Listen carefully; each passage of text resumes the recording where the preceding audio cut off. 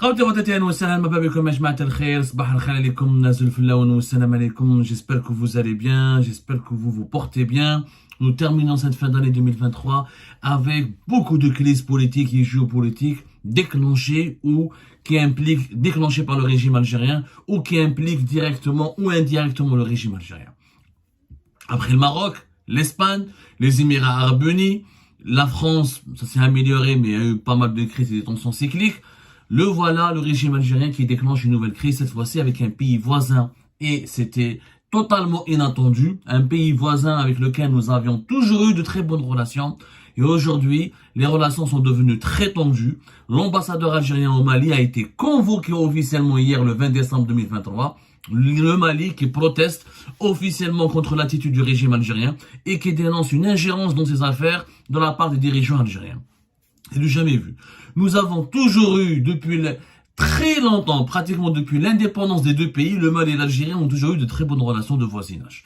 L'Algérie a toujours joué un rôle important, médiateur, pacificateur, intermédiaire, crédible. L'Algérie a toujours été crédible, elle a toujours été saluée, considérée comme un voisin sérieux, considérée comme un partenaire sérieux, rigoureux, crédible, comme un partenaire fiable. Bah aujourd'hui, ça se passe très très mal. Il y avait un communiqué officiel du ministère des Affaires étrangères malien, c'est le ministère des Affaires étrangères et de la coopération internationale de la République du Mali, qui a affirmé qu'il a convoqué l'ambassadeur de l'Algérie pour élever une vive protestation du gouvernement de la République du Mali suite aux récents actes inamicaux posés par les autorités algériennes sous le couvert du processus de paix au Mali. Le Mali qui dénonce des actes inamicaux par les autorités algériennes sous le couvert du processus de paix au Mali.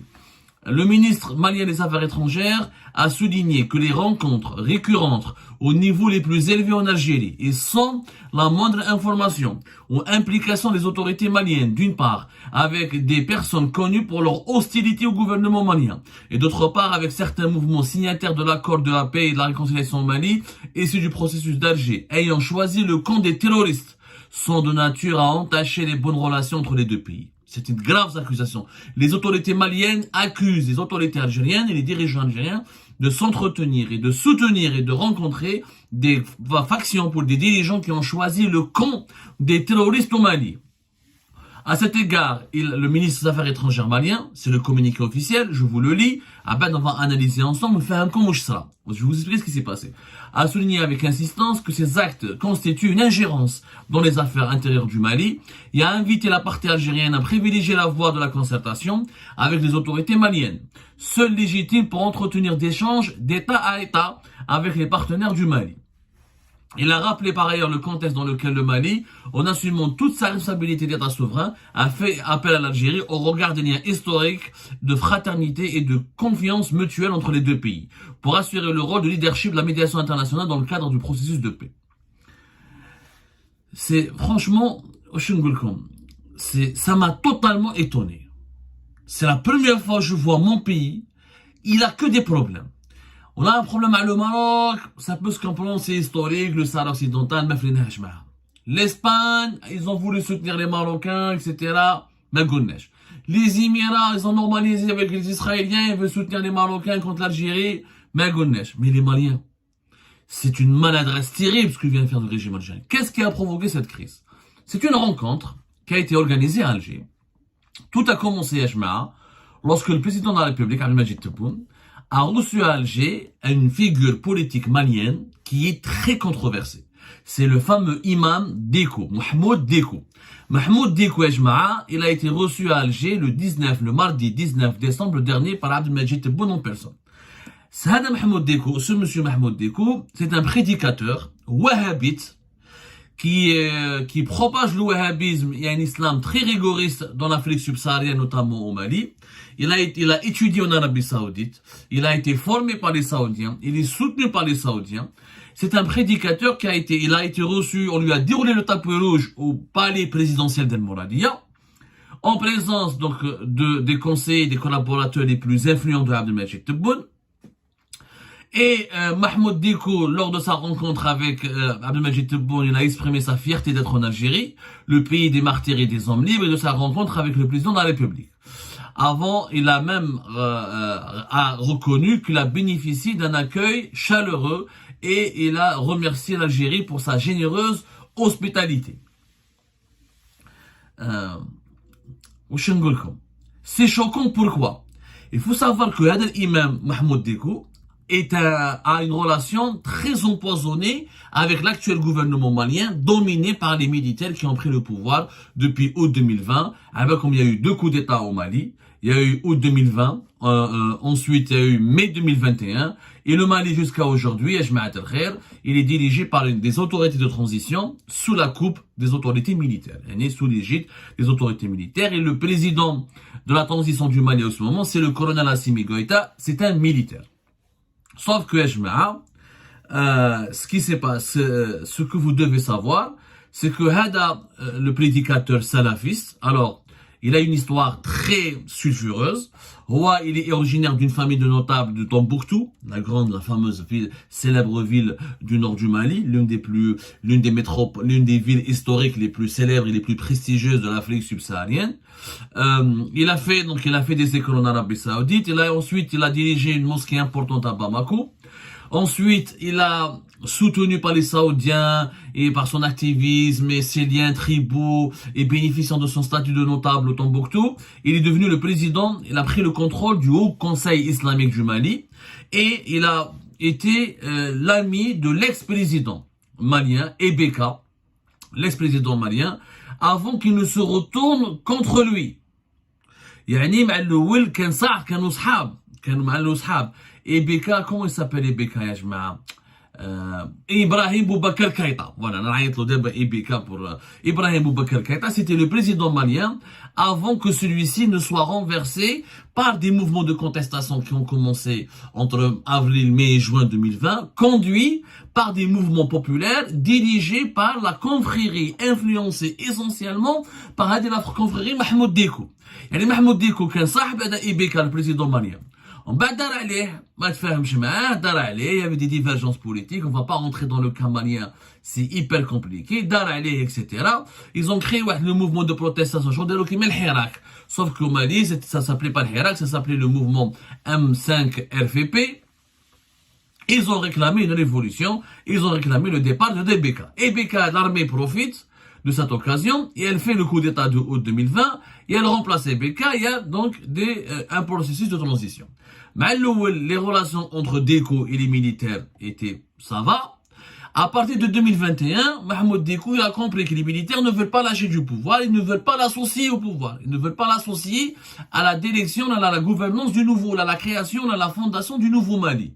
Parce que les militaires maliens n'apprécient pas les tendances fanatiques et wahhabites de ce Mahmoud Dekou, ils se méfient de lui. En plus, Mahmoud Dekou aurait des relations assez approfondies avec des mouvements armés du Nord qui luttent, qui ne reconnaissent pas l'autorité de l'État central de Bamako.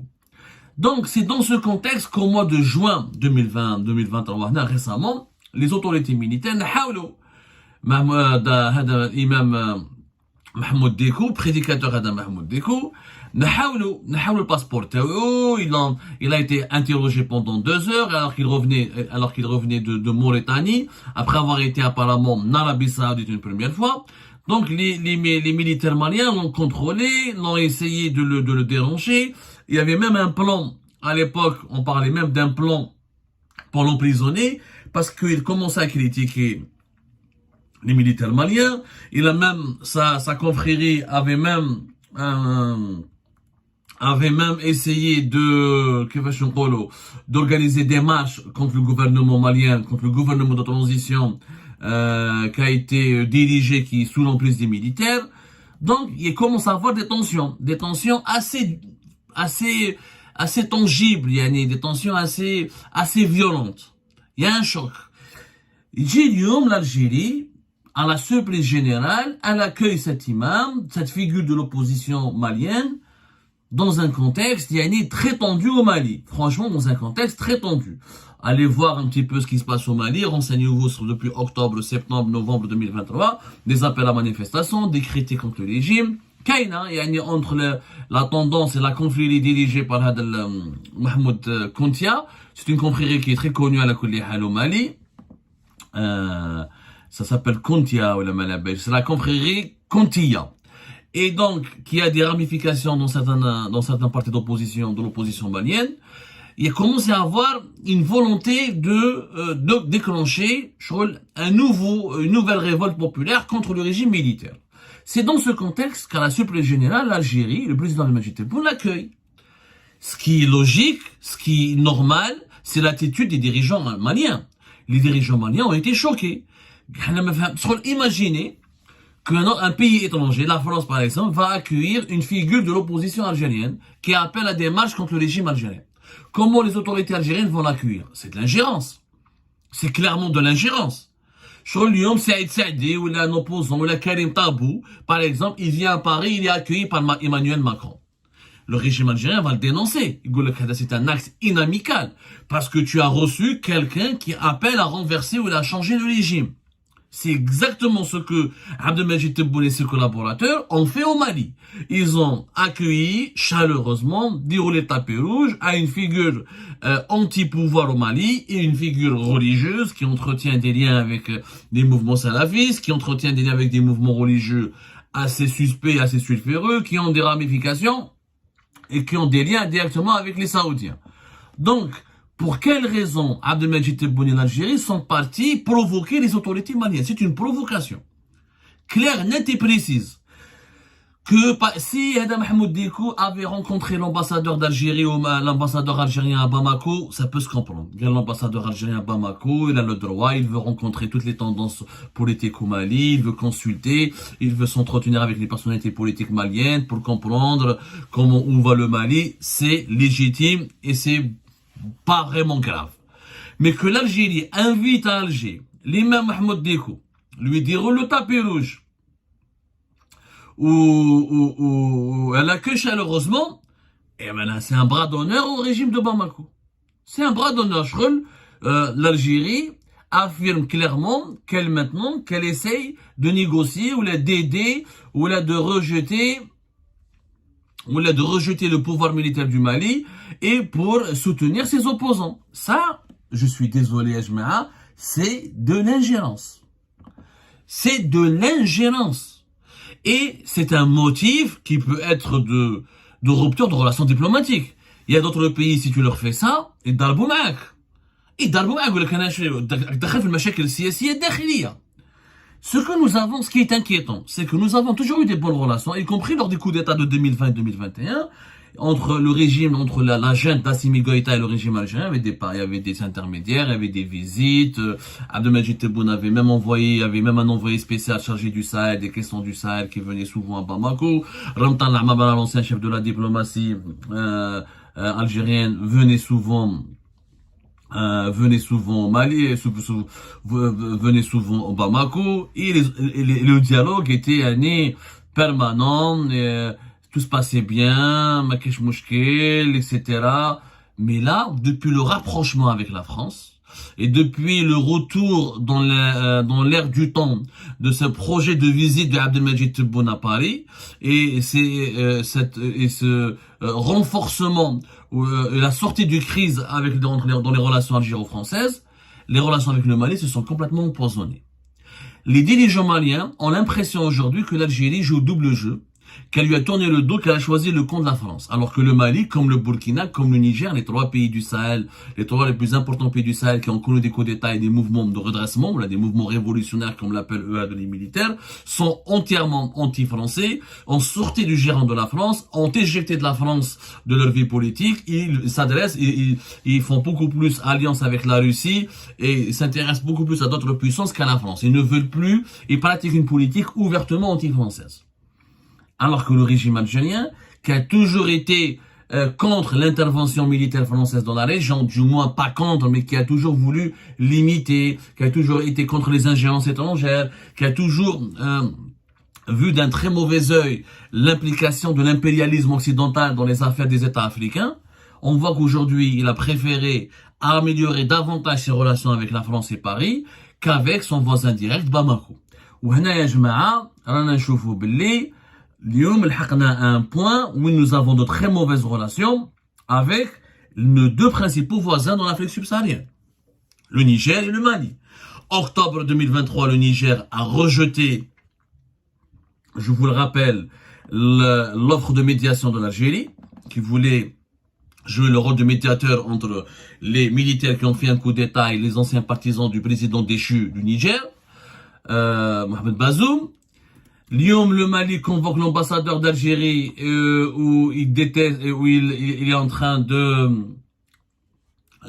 critiquer officiellement l'Algérie. Il parle de gestes inamicaux et c'est une mise en garde à l'encontre de l'Algérie. C'est que nous avons aujourd'hui des mauvaises relations partout. Même à le Niger et le Mali, qui étaient des voisins simples, c'est des pays limités, pauvres, qui ont leurs problèmes, et avec lesquels nous avions d'excellentes relations et complémentaires, où les relations empoisonnées. Quand la Tunisie, avec laquelle on s'entend, la Libye, elle est divisée, il n'y a pas d'État, on s'entend avec une partie, pas avec une autre partie. La Mauritanie, ça reste superficiel, on ne connaît pas très bien la profondeur des relations avec la Mauritanie. Avec le Maroc, on est au bord d'une guerre. Je ne comprends pas le jeu des dirigeants algériens. Est-ce que Abdelmajid Tebboune fait cela pour plaire aux Français ou là pour que Emmanuel Macron yarda alayh et pour qu'il l'invite officiellement à Paris, pour que l'Algérie est en train de soigner ou là de bichonner ou là se rapprocher pour soutenir l'opposition malienne contre les militaires maliens qui sont volontairement ou là officiellement et ouvertement anti-français? La question se pose. Si c'est le cas, c'est un choix dangereux. L'Algérie n'a pas à être dans le camp de la France dans les affaires de l'Afrique subsaharienne. L'Algérie, elle a sa position, elle a ses intérêts qui sont différents des intérêts français, qui sont différents des intérêts occidentaux. Et l'Algérie doit complètement, elle a comme doctrine, les affaires africaines se règlent entre Africains et le respect des souverainetés de l'État a toujours été un dogme de la diplomatie algérienne. Tu ne peux pas, toi, on ne peut pas, nous les Algériens, dénoncer l'ingérence des pays étrangers dans nos affaires politiques, alors que c'est nous qui s'ingérons maintenant dans les affaires des pays voisins. C'est une contradiction, une incohérence totale. Et ça, cette situation est en train de discréditer l'Algérie. Ah, le Maroc finance l'opposition algérienne. Ah, la France veut renverser, elle veut faire l'Amir Abouraoui, fait de l'ingérence, elle veut faire un scénario de la baie de cochon. Ah, les Émirats sont en train de comploter contre la sécurité. Le principal prédicateur salafiste, le principal dirigeant du mouvement religieux au Mali qui est contre les militaires et qui appelle à des marches contre les militaires au Mali, tu les as reçus à Alger et tu l'as chaleureusement accueilli. Ça, c'est pire que l'ingérence, c'est des Madarouas, ni les Marocains, ni les Qataris, ni les Français, ni les Américains. C'est une dérive inquiétante. Il faut que les dirigeants algériens reviennent aux dogmes et aux traditions diplomatiques de l'Algérie, qui est le respect des souverainetés des États. Si l'Algérie veut parler à cet imam Mahmoud Diko, on n'a qu'à lui parler à Bamako. Il y aura l'ambassadeur d'Algérie, ou les représentants de l'ambassade, ou il en rencontre informelle. Comme les ambassadeurs étrangers peuvent rencontrer des opposants algériens ou des politiciens algériens. En Algérie. Alger. Alors qu'il n'a pas le passeport diplomatique, alors qu'il a des problèmes avec les militaires maliens, alors qu'il y a une confrontation directe entre lui et le pouvoir actuel au Mali. Je suis désolé. Là, on est en train de choisir un camp au détriment d'un autre. Ce qui démontre l'intérêt de l'Algérie, c'est de soutenir les opposants aux militaires maliens. Qui a décidé quel est le baromètre, quels sont les critères qui ont été utilisés pour ça? C'est une dérive. Ça, si on n'a pas besoin, je le dis, moi je pense d'après ce que je sais, c'est que c'est une opération destinée à remettre la France dans le jeu dans le jeu de la crise au Sahel. L'Algérie n'a pas besoin de la France pour gérer le Sahel. L'Algérie est censée avoir suffisamment les réseaux, l'influence et la crédibilité pour gérer et imposer son leadership dans la crise du Sahel sans faire plaisir aux Français. Donc, je pense que c'est une erreur et que l'Algérie devrait présenter ses excuses aux autorités maliennes et qu'on arrête, encore une fois, les dirigeants maliens ont totalement raison, d'inviter des dirigeants de l'opposition malienne à Alger sans le consentement des autorités maliennes. On veut rencontrer les opposants maliens, ou on les rencontre de façon informelle dans un autre pays neutre à l'étranger, ou on les rencontre chez eux au Bamako. C'est tout.